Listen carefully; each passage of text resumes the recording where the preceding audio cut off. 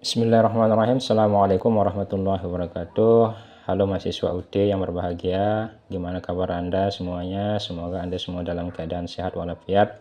Baik, pada pertemuan modul 2KB1 ini kita akan berbicara tentang masa lahirnya kesusastraan Indonesia. Pembahasan ini salah satu topik penting dalam sejarah sastra, yaitu masa lahirnya kesusastraan Indonesia.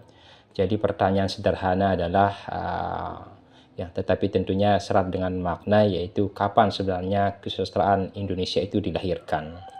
Nah, topik ini bukan hanya masalah tahun atau periode sastra, tetapi juga tentang bagaimana memaknai sastra sebagai cerminan kebudayaan dan perjuangan bangsa.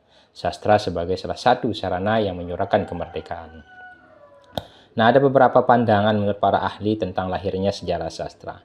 Yang pertama yaitu menurut Ajib Rosidi. Menurut Ajib Rosidi, titik kelahiran kesusastraan Indonesia berada pada abad ke-20, sekitar tahun 1920-an. Mengapa? Karena pada masa ini, para pemuda mulai mengekspresikan keresahan, harapan, dan aspirasi kemerdekaan melalui karya sastra. Bentuk-bentuk karya sastra pada zaman ini sudah mulai seperti modern, ya seperti soneta, mulai diperkenalkan. Kemudian ditandai dengan peralihan dari tradisi lama ke bentuk sastra modern. Momen ini sangat penting terjadi karena bertepatan dengan Sumpah Pemuda ketika bahasa Indonesia diresmikan menjadi bahasa persatuan. Kelahiran sastra Indonesia itu ditandai oleh beberapa hal. Yang pertama dilihat dari tema yang mengandung tema nasionalisme, di mana karya sastra mengandung semangat kebangsaan dan memperjuangkan bangsa Indonesia. Kedua, munculnya bentuk sastra baru seperti soneta dan novel modern. Kemudian yang ketiga, penggunaan bahasa Melayu yang kelak menjadi bahasa Indonesia. Dan yang keempat adalah di mana terjadi peristiwa penting, yaitu Sumpah Pemuda yang menjadi tonggak historis bagi bahasa dan sastra Indonesia. Nah, kemudian pandangan Slamet Mulyana memiliki pandangan yang berbeda. Ia berpendapat bahwa kesusastraan Indonesia itu baru lahir setelah kemerdekaan, yaitu pada tahun 1945. Alasannya, kesusastraan Indonesia memerlukan bangsa yang merdeka dan bahasa yang resmi. Kemudian karya-karya sebelum kemerdekaan, meski lahir di tanah Indonesia, masih dianggap sebagai bagian dari kesusastraan Melayu, seperti yang diterbitkan oleh Balai Pustaka.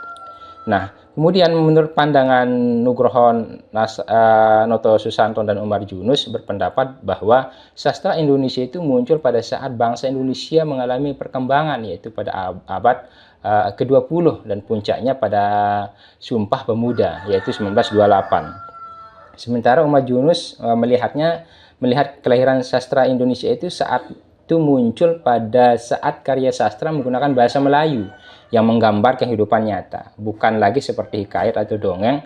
Ya, jadi perspektif ini menekankan transisi dan bentuk serta isi karya sastra yang sifatnya realisme. Nah, kemudian pandangan ATU melihat kesusastraan Indonesia itu dilihat dari sisi peran Balai Pustaka sebagai lembaga penerbit yang menerbitkan karya sastra modern pada saat itu, seperti Azab dan Sengsara, kemudian Salah Asuhan, ada Siti Nurbaya, dan lain sebagainya. Karya-karya ini memiliki gaya modern yang menggunakan bahasa Melayu baku yang mengangkat tema sosial. Meski terbit di bawah penguasaan kolonial pada saat itu, karya-karya tersebut mempresentasikan semangat baru dan menjadi cikal bakal sastra Indonesia. Mengapa hal ini penting dipahami tentang lahirnya kesusastraan Indonesia? Karena dengan memahami dan bagaimana kesusastraan Indonesia itu lahir dapat membantu kita untuk mengenali identitas sastra nasional dan mengajarkan kita bagaimana hubungan erat antara sastra, sejarah, dan politik. Nah, pengetahuan ini menjadi landasan untuk mengkaji perkembangan sastra modern serta membantu kita mengekspresikan karya sastra sebagai warisan budaya yang memiliki nilai historis dan ideologis yang sangat penting. Nah, rekan-rekan mahasiswa UT yang budiman, demikian penjelasan terkait tentang modul 2KB1. Nah, untuk memahami materi pada kegiatan belajar ini, silakan baca rangkuman yang ada di halaman selanjutnya. Nah, untuk mengukur pemahaman Anda, kerjakan 5 soal latihan ya, kemudian 10 pilihan ganda yang tersedia. Setelah itu, cocokkan jawaban Anda dengan kunci jawaban pada halaman selanjutnya.